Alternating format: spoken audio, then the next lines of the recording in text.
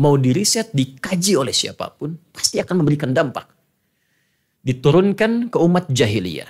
Maaf, jahiliyah itu artinya secara singkatnya begini, khatam semua jenis keburukan.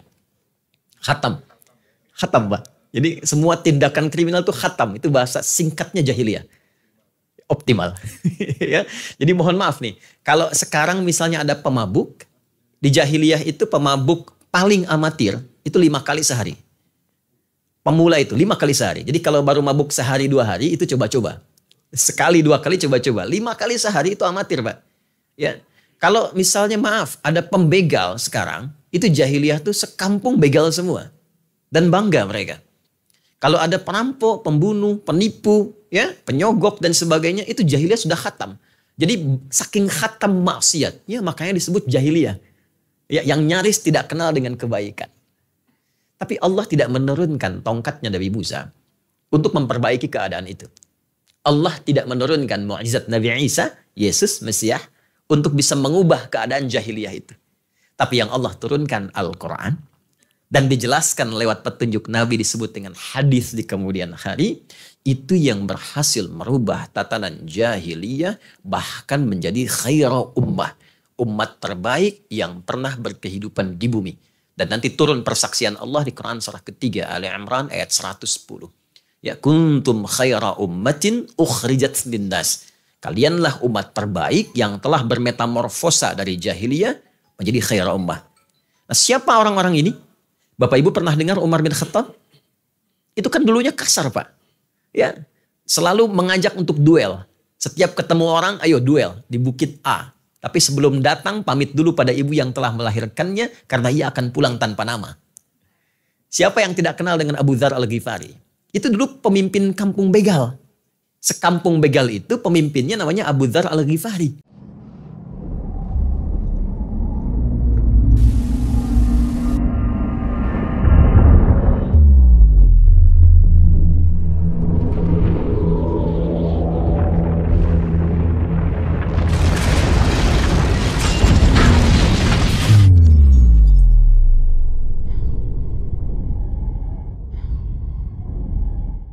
Ya, Ghifar itu kota begal, Pak. Ghifar itu asalnya.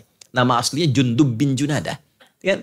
Siapa yang tidak kenal dengan Wahsy yang nombak paman Nabi Hamzah? Ya. Siapa yang tidak kenal dengan Khalid bin Walid? Bahkan menjadi musuh Nabi pertama yang pernah mencederai sampai membuat gigi Nabi itu ya tanggal. Sebagian gigi serinya Nabi tanggal itu.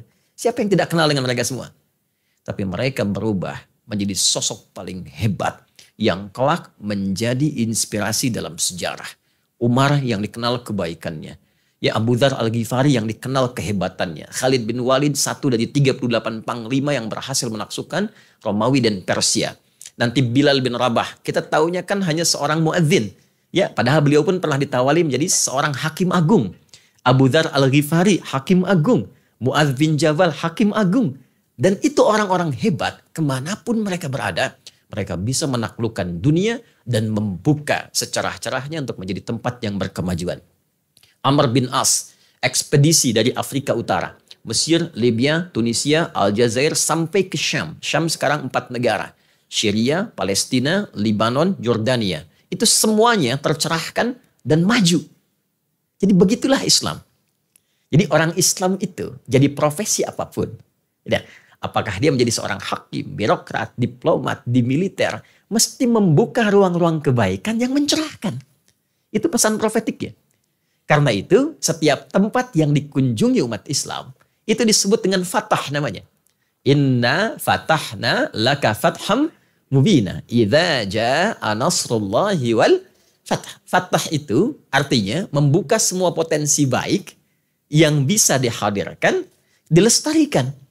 Jadi orang Islam itu mau laki-laki, perempuan, bertugas dimanapun, buka semua nilai kebaikan. Jadi teladan.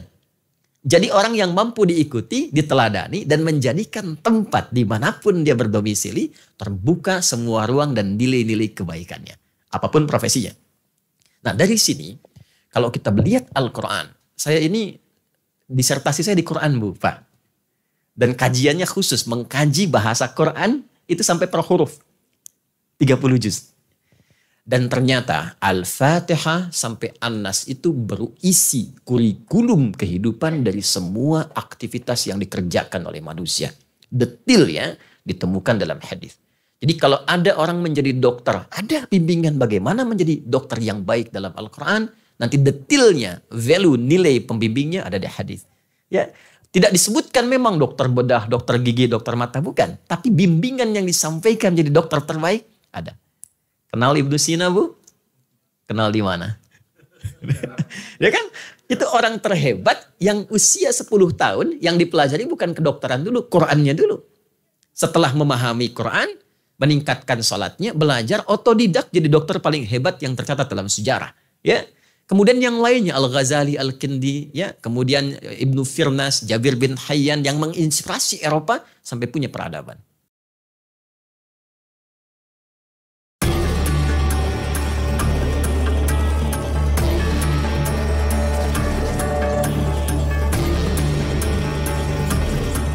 Ceramah ini membahas transformasi masyarakat jahiliyah yang dikenal penuh keburukan dan kejahatan menjadi umat terbaik di bawah bimbingan Al-Quran dan hadis. Jahiliyah adalah fase di mana keburukan merajalela, seperti mabuk-mabukan, pembegalan, dan berbagai tindakan kriminal lainnya yang dilakukan secara ekstrim dan dianggap biasa. Namun, Allah tidak menggunakan mukjizat fisik seperti tongkat Nabi Musa atau penyembuhan Nabi Isa untuk mengubah kondisi ini. Sebaliknya, Allah menurunkan Al-Quran sebagai petunjuk kehidupan yang diajarkan melalui Nabi Muhammad, menjadikan umat jahiliyah sebagai haira ummah atau umat terbaik. Tokoh-tokoh besar Islam seperti Umar bin Khattab, Abu Dzar Al-Ghifari, Khalid bin Walid, dan Bilal bin Rabah adalah contoh nyata dari perubahan besar ini. Mereka dulunya memiliki latar belakang yang kelam, seperti menjadi pemimpin begal atau musuh Nabi, namun kemudian berubah menjadi sosok inspiratif yang membawa kemajuan dan kebaikan di berbagai bidang. Umar bin Khattab menjadi pemimpin yang adil. Khalid bin Walid dikenal sebagai panglima perang yang hebat, sementara Bilal bin Rabah dan Abu Dzar Al-Ghifari turut berkontribusi sebagai pemimpin dan hakim yang dihormati. Perubahan ini menunjukkan bahwa Islam mendorong umatnya untuk menjadi pribadi yang membuka ruang kebaikan dimanapun mereka berada. Pesan penting dari ceramah ini adalah bahwa Al-Quran dan hadis mengandung pedoman kehidupan untuk segala profesi dan peran, dari dokter hingga diplomat. Contoh tokoh seperti Ibnu Sina, yang memulai belajarnya dari Al-Quran sebelum menjadi dokter terhebat, menggambarkan bagaimana nilai-nilai Islam menjadi fondasi kemajuan. Islam mengajarkan bahwa umatnya, baik laki-laki maupun perempuan, harus menjadi teladan dan membuka potensi kebaikan di setiap tempat dan profesi. Dengan pemahaman mendalam tentang Al-Quran, umat Islam dapat menciptakan peradaban yang tercerahkan dan membawa manfaat bagi dunia.